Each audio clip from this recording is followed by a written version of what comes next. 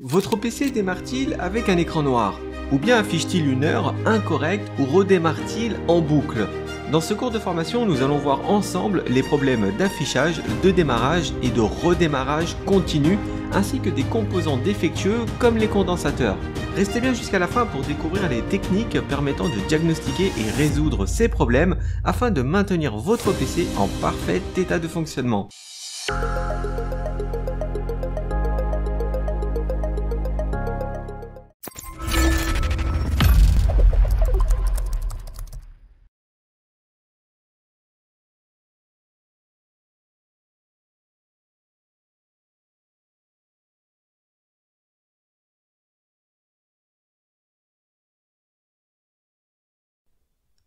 Nous allons continuer à parler des différents problèmes que peuvent avoir les composants d'un PC. Et on commence par parler de l'écran noir au démarrage, qui est en général une mauvaise nouvelle car c'est assez difficile d'analyser un problème s'il n'y a aucune information d'afficher à l'écran. On va donc voir les différentes pistes à explorer pour tenter de résoudre ce type de problème. Pour commencer, il sera intéressant de vérifier si votre ordinateur et Windows ont bien démarré ensemble. L'idée serait de pousser le redémarrage de vos pilotes graphiques en appuyant simultanément sur les touches Windows, CTRL, Maj et B. Si à la suite de cette manip vous entendez un bip, c'est que Windows réagit. Et sinon, c'est que votre ordinateur n'a pas démarré. Une piste à explorer, même si ça peut sembler banal, c'est de vérifier la connexion de l'écran. Débranchez tous les câbles de votre moniteur et rebranchez-les de nouveau pour vous assurer qu'ils sont bien connectés fermement. Vous pouvez aussi essayer un autre type de connexion. Par exemple, si le câble qui relie l'écran à l'ordinateur est un HDMI, vous pouvez essayer avec un câble DisplayPort ou voire même un autre câble HDMI. Ce qui vous aidera à savoir si le problème vient du port ou du câble. Vous pouvez même essayer de connecter le moniteur à un autre PC pour voir si ça ne vient pas de l'écran directement. Une autre source de problème pourrait provenir de vos appareils externes. Vous devez essayer de redémarrer votre ordinateur sans la souris, le clavier, disque dur et tout type d'appareil en USB. Quand vous aurez ciblé et identifié l'appareil qui pose problème, vous pouvez essayer de mettre à jour ces drivers. Il est aussi possible que si votre écran ne s'allume pas, que cela provienne de l'affichage du multi-écran qui est mal défini. Par exemple, l'affichage pourrait très bien être configuré sur un deuxième écran qui n'existe pas. Et dans ce cas, ça expliquerait pourquoi votre écran ne s'allume pas. Pour vérifier ce point, il vous suffit simplement d'appuyer sur Windows plus la lettre P pour faire afficher le menu du multi-écran. En général, le premier, c'est l'option par défaut. Pour basculer sur les autres affichages, il vous suffit d'appuyer sur la lettre P et valider avec Entrée. Si après tout ce qu'on vient de voir, ça ne fonctionne pas, il sera intéressant de restaurer les valeurs par défaut de votre BIOS, car c'est lui qui est responsable du démarrage de votre PC. Pour rentrer dans le BIOS, il faut généralement appuyer plusieurs fois sur la touche F2 ou SUP pendant le démarrage du PC. Ensuite, une fois que vous êtes dedans, il faut trouver l'endroit où il est possible de charger les valeurs par défaut pour ensuite sauvegarder et redémarrer. Il sera intéressant aussi de vérifier si votre PC démarre bien sur le bon disque dur.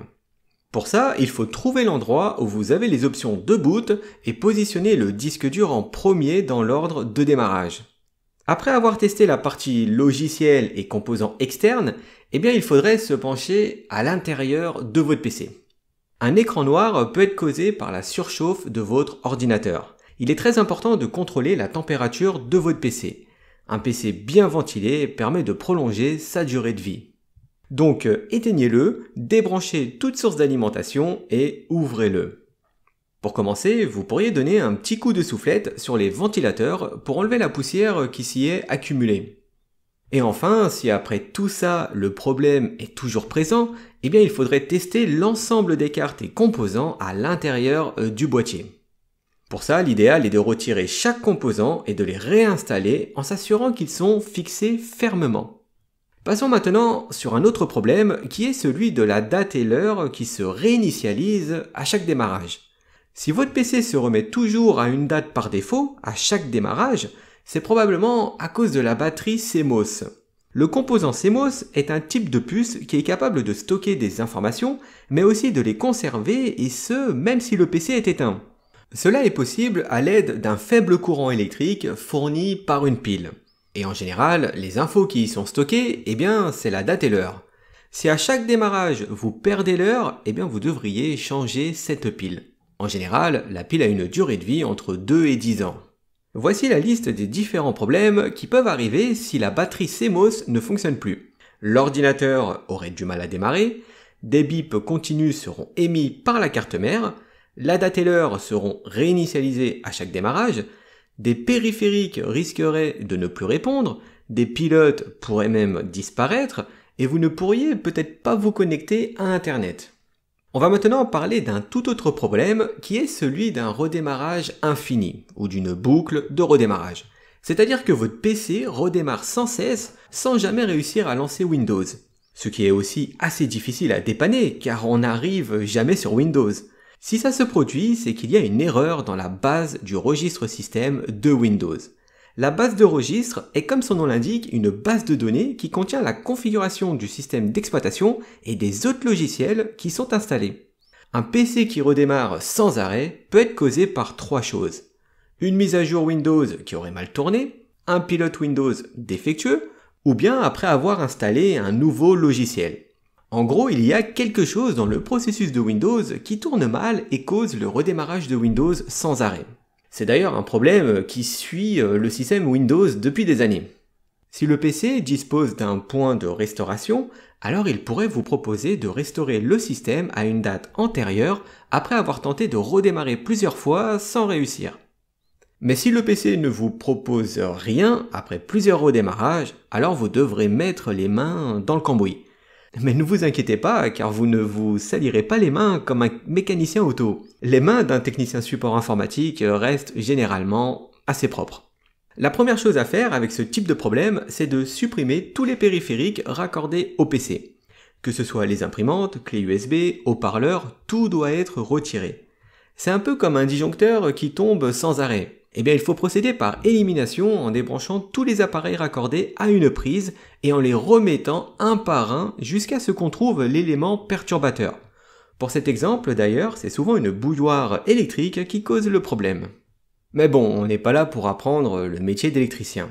Après avoir débranché tous les équipements externes de votre PC, on va tenter de faire un redémarrage brut.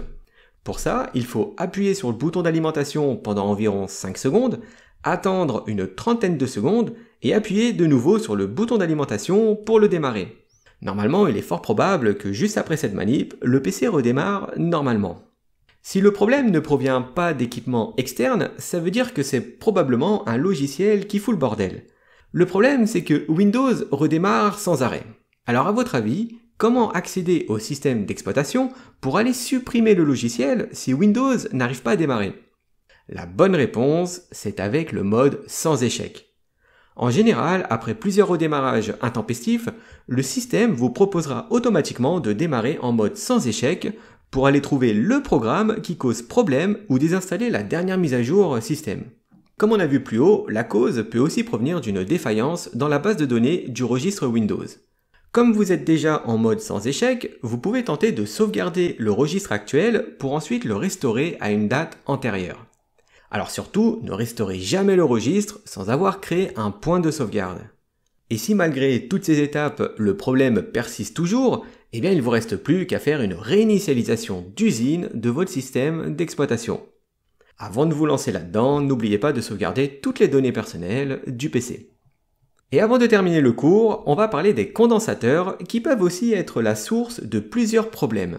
Les condensateurs sont des composants électroniques qui se font appeler capacitors en anglais. Pour bien les différencier, voici une liste de plusieurs composants répartis en différentes catégories. Un condensateur qui devient défaillant peut causer divers problèmes à votre PC.